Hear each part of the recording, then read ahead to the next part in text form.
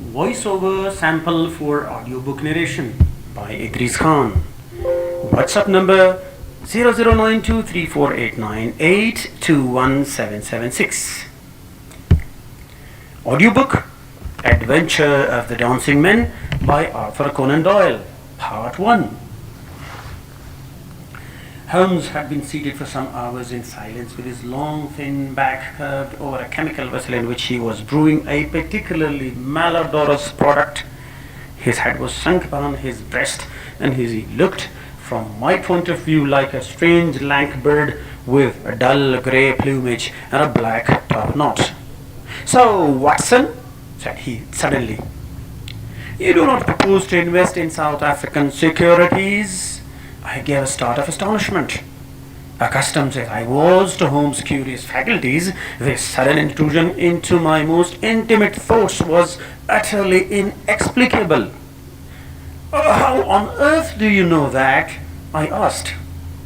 He wheeled round upon his stool with a steaming test tube in his hand and a gleam of amusement in his deep-set eyes. "Now, Watson, confess yourself utterly taken aback," said he. "I am. I ought to make you sign a paper to that effect." "Why?" "Because in 5 minutes you will say that it is all so absurdly simple." "I am sure that I shall say nothing of the kind." "You see, my dear Watson," he propped his test tube in the rack and began to lecture with the air of professor addressing his class. "It is not really difficult to construct a series of inferences, each dependent upon its predecessor and each simple in itself. If, after doing so, one simply knocks out all the central inferences and presents one's audience with the starting point and the conclusion, one may produce a startling, though possibly a meretricious effect. Now, it was not really difficult, by an inspection of the groove between your left forefinger and thumb, to feel sure that you did not propose to invest your small capital in the gold fields." "I say no connection." "Very like, Watson." "Very likely not. I can quickly show you a close connection. Here are the missing links of the very simple chain. 1. You had chalk between your left finger and thumb when you returned from the club last night. 2. You put chalk there when you play billiards to steady the cue.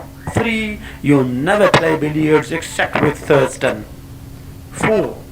You told me 4 weeks ago that Thurston had an option on some South African property which would expire in a month and which he desired you to share with him.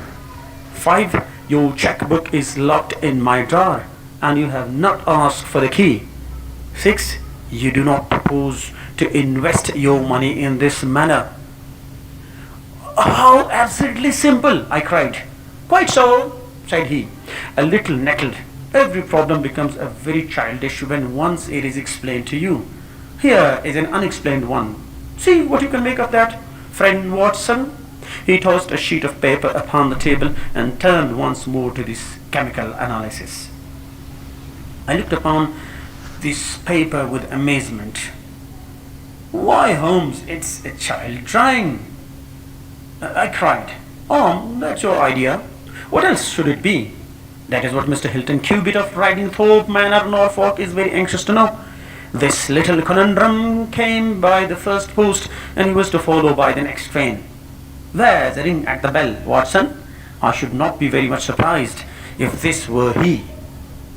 A heavy step was heard upon the stairs, and an instant later there entered a tall, ruddy, clean-shaven gentleman whose clear eyes and florid cheeks told of a life led far from the fogs of Baker Street.